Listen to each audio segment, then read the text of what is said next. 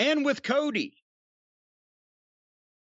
Do you want to talk about Raw or do you want to talk about the pay-per-view first? Well, I guess we talk about them both together. Really, was there anything else on the pay-per-view? I mean, we'll talk about Lashley and his poor situation.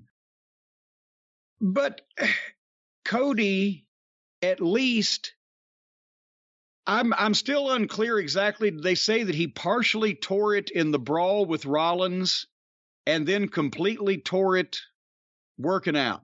They're saying that. We don't know. They're saying that, well, I don't know a lot of people that would bench heavy with a partially torn pec. I don't know he would have been benching at all.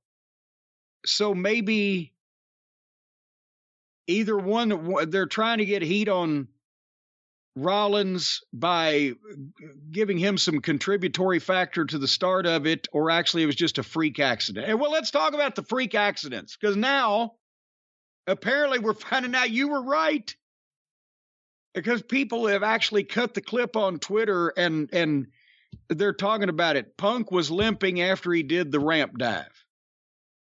And that may have been what, I'm sure it didn't do any good that he slipped on that springboard and stomped the mat as hard as he could with the injured foot from 5 feet in the air. But I'm wondering now if he missed the springboard because he banged his foot or his ankle or whatever.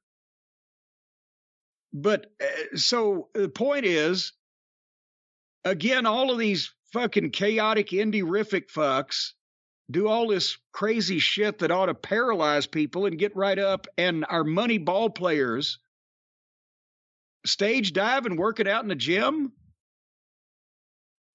They're snake bit. This is not just normal bad luck.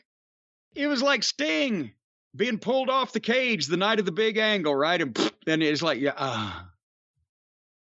So with Punk, he had just won the belt.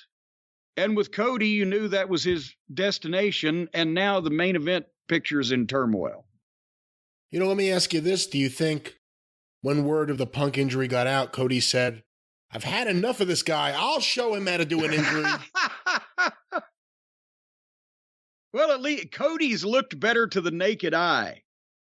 Think about what that is. Tearing your pec off the bone. Jesus Christ. Well, how much was he benching?